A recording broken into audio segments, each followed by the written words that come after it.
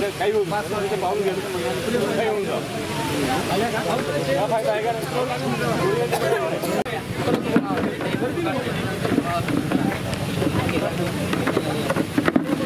तेलंगण 1982 मध्ये आपलं आमचं शेती घेतलं होते, पण तेव्हा आम्हाला असं नाही सांगितलं होते का तुम्हाला प्रशिक्षणार्थी म्हणून घेणार म्हणून. मग असं सांगितलं होतं का कायमस्वरूपी तुम्हाला ड्युटी देणार आहे म्हणून. मग जेव्हा कायमस्वरूपी ड्युटी देणार आहे तर मग हे कायचा नियम लावला इथं प्रगतकुशल प्रशिक्षणार्थी म्हणून का बरं आम्हाला रुजू केले. तसं तर करायला पण नाही पाहिजे. मग डायरेक्ट जसं आमच्या शेत्या घेतलं तसं आम्हाला डायरेक्ट ड्युटी घ्यायला पाहिजे नव्हते काही. आमची फक्त एकच मागणी आहे, आम्हाला दुसरं काहीच नाही पाहिजे का आम्हाला 3 वर्ष झाले त्यांना तंत्रज्ञ 3 ह्या पदावर सरळ सामावून घ्यायचं. आणि प्रशिक्षण हे किती वर्ष प्रशिक्षण असते. आज वयाच्या 45 वर्षापर्यंत तो प्रगतकुशल प्रशिक्षणार्थी म्हणून सेवेत राहणार. तर त्याला कोणत्या कंपनीमध्ये असं प्रशिक्षण दिलं जाते की तो 45 वर्षापर्यंत 14,000वरच इथे काम करणार. आणि जर त्याला स्वतःच्या इच्छेने करायची असेल तर तो वयाच्या 60 वर्षापर्यंत 14,000वर काम करू शकतो. आणि त्याला जर रिटायरमेंट घ्यायचं असेल तर तो 5 लाखामध्ये रिटायरमेंट इथून घेऊन म्हणजे त्याला जगावं लागेल. खरंच तो 5 लाखामध्ये इथे म्हणजे रिटायरमेंट घेऊन जगणार आहे का. तो त्याच्या कुटुंबाचं कसं पालन पोषण करणार. आणि आज हे लोक म्हणजे 4-4, 5-5 वर्ष जागा काढत नाही. आणि काढल्याही तरी त्या जागा खूपच कमी असतात. म्हणजे जे जनता आहे त्यांचा विचार करून त्यांनी जागा काढायला पाहिजे ना.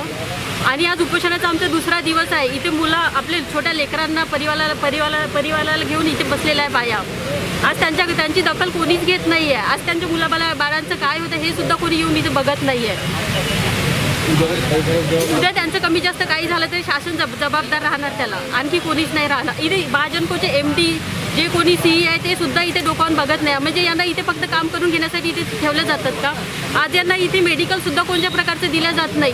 फक्त तुम्ही तंत्रज्ञ 3 सारखं इथे काम करून पूर्ण वेळ काम करून घेतलं जाते यांच्याकडून. राहुल रायपुरे, मी इथला चंद्रपूर थर्मल पॉवर स्टेशनचा प्रकल्पग्रस्त आहे. आणि जवळपास मला 3 वर्ष झाले आहे PEP म्हणून इथं. आणि गेले 40 वर्ष चंद्रपूर थर्मल पॉवर स्टेशननी आमच्या सर्वांच्या जमिनी घेतल्या. त्यामध्ये जवळपास 52 गावाच्या जमिनी घेतल्या. जेव्हा जमिनी घेतल्या त्यावेळेस असं म्हटलं होतं की तुम्हा सगळ्यांना कायमस्वरूपी नोकरी देणार म्हणून. पण अजूनपर्यंत आम्हाला कायमस्वरूपी नोकरी मिळाली नाही.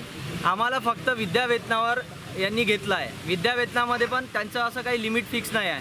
म्हणजे एक वर्ष, 2 वर्ष, 3 वर्ष असं काही त्याच्यामध्ये म्हणजे फिक्स म्हणजे ट्रेनिंग पिरियड आमचा फिक्स नाही केला आहे. आता कोणाला PEPला नाही म्हटलं तरी कोणाला 10 वर्ष झाले आहे, 12 वर्षसुद्धा झाले आहे.